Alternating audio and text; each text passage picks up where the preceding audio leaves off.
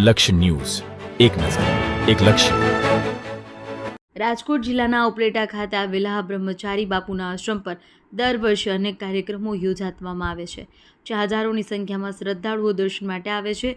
તો આવા વિવિધ કાર્યક્રમો કરતા આગેવાનો દ્વારા દર વર્ષે બટુક ભોજનનું ભવ્ય આયોજન થાય છે, જેને લઈ આ વર્ષે પણ શહેરના વિસ્તારની વિવિધ શાળાઓમાંથી હજારો બાળકો, વાલીઓ, શિક્ષકો આ કાર્યક્રમમાં હાજર રહી બટુક ભોજન લેવડાવવામાં આવશે.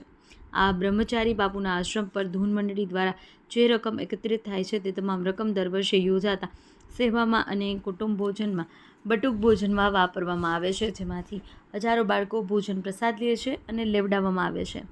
રિપોર્ટ અર્શીભાઈ આહિર, ઉપલેટા. પરંપરાગત રીતે દર વર્ષની જેમ 15 વર્ષ થયા જે રીતે બ્રહ્મચારી બાપુની જગ્યાની અંદરમાં બટુક ભોજન ચાલે છે એવી જ રીતે બટુક ભોજન ચાલુ રહેશે. આજરોજ બટુક ભોજન નિમિત્તે અહીંયા ઓછામાં ઓછા આખા ગામના 5,000 છોકરાઓ પ્રસાદી લેશે અને એની સાથે મોટાઓ પણ પ્રસાદી લેશે. અને આ જ્યાં સુધી લોકોની ગામની બધાની બ્રહ્મચારી બાપુ જગ્યા ઉપર બધાનો આ છે હાથ ત્યાં સુધી આ ચાલુ જ રહેશે એવી અમે બધાને પ્રણાભાઈ અપેક્ષા બધા પાસેથી રાખીએ.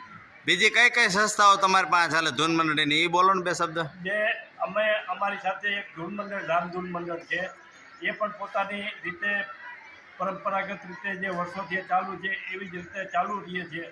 અને જે લોકોને ત્યાં પ્રસંગોપાત જે બોલાવે છે એમને ત્યાં જઈને એ ધૂન ગાય છે.